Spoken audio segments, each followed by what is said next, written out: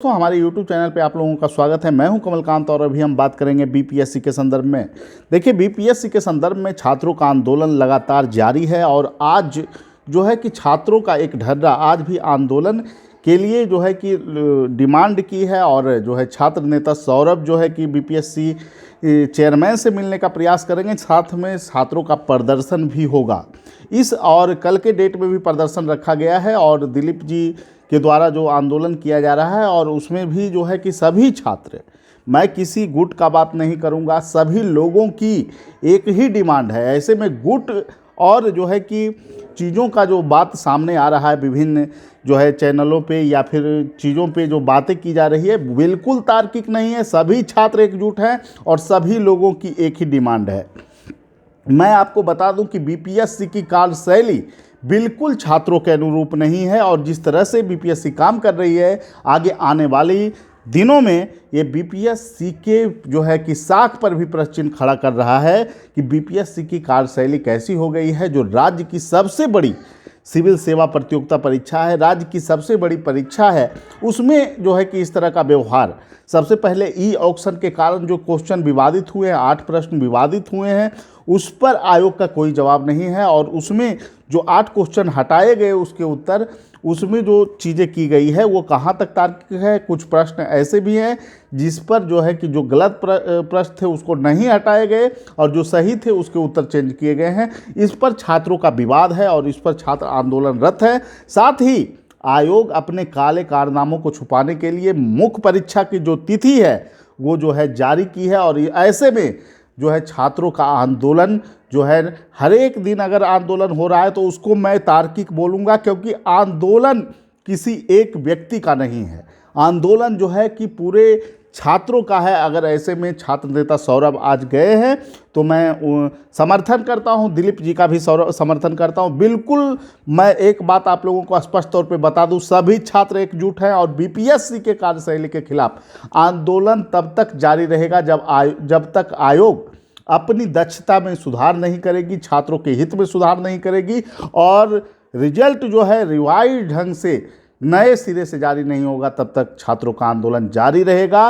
और निश्चित रूप से बीपीएससी को अपनी मुख्य परीक्षा की तिथि को भी अविलंब रूप से बढ़ाना चाहिए। ये पहला आयोग है जो अपनी निकम्मी जो है साख को भी गिरा रही है और निश्चित रूप से निकम्मापन को दिखा रही है कि आपको 35 दिन में एग्जाम जो है इतनी बड़ी परीक्षा का कराने का प्रयास आयोग के द्वारा हो रहा है, जो आयोग की कार्यशैली पर ही प्रश्न चिन्ह खड़ा करता है। ऐसे में मैं बता दूं कि ये बुद्ध की धरती है, ये महावीर की धरती है, ये राजेंद्र प्रसाद की धरती है। यहाँ पर कोई अन्याय बर्दाश्त करने वाला नहीं होगा और चेयरमैन सर जवाब दें कि आप किस ढंग से परीक्षा ले रहे हैं। लगातार जो प्रयोग हो रहा है उसके विरुद्ध छात्र जो है निश्चित रूप से आज आंदोलनरत है और ये जो स्थितियां उत्पन्न हो पड़ी है कि छात्रों में जो बेचैनी है, लगातार हमारे पास फ़ोन आ रहे हैं और लगातार इसी बात का फ़ोन आ रहा है कि सर क्या चल रहा है, जो है कि सौरभ जी का अलग डेट में आंदोलन है और फिर दिलीप जी का अलग डेट में आंदोलन है। आप प्रयास कीजिए दोनों जो है कि गुटों में जो है कि एकता हो और आंदोलन एक तिथि में आयोजित हो। मैं बता देता हूं आप लोगों को कि ये छात्रों का आंदोलन है, यहाँ गुट का कोई सवाल ही उत्पन्न नहीं होता है।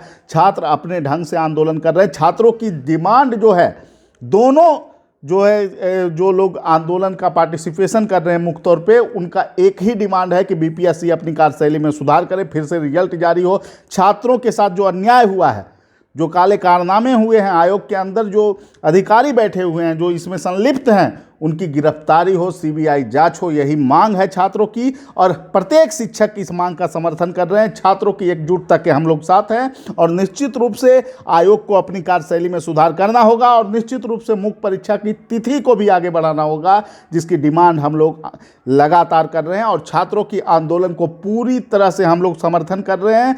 किसी भी तानाशाही कदम के द्वारा अगर आयोग छात्रों के आंदोलन को कुचलने का प्रयास करेगा तो ये बिहार की धरती है। ये निश्चित रूप से मैं एक बात स्पष्ट तौर पे कह दूं कि कोई भी आप प्रयोग कर ले, आंदोलन रुकने वाला नहीं है। आपको सिस्टम में सुधार करना होगा और ये आपको कदम उठाना पड़ेगा छात्रों के हित में। ये आंदोलन तब तक जारी रहेगा जब तक बीपीएससी अपनी कार्यशैली में सुधार नहीं करे और निश्चित रूप से जिस तरह के प्रयोग हो रहे हैं उससे छात्र मानसिक तौर पर प्रताड़ित हैं। आज 68वीं का क्या सिलेबस है उसमें चीज़ें स्पष्ट नहीं है, कितना पे निगेटिव होगा। विज्ञापन विज्ञापन एक बड़ी चीज़ होती है, इस तरह से विज्ञापन नहीं निकाला जाता है जिस तरह से चीज़ें हो रही है।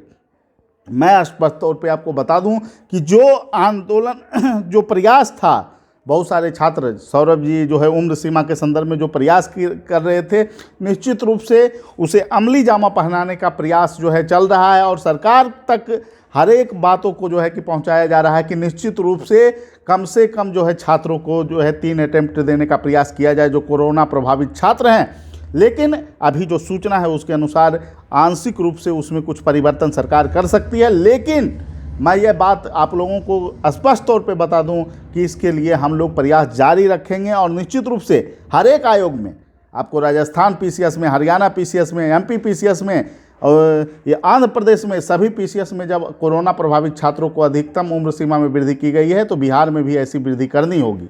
ठीक है, सभी लोगों को धन्यवाद। फिर अगले वीडियो में मिलेंगे। Thank you.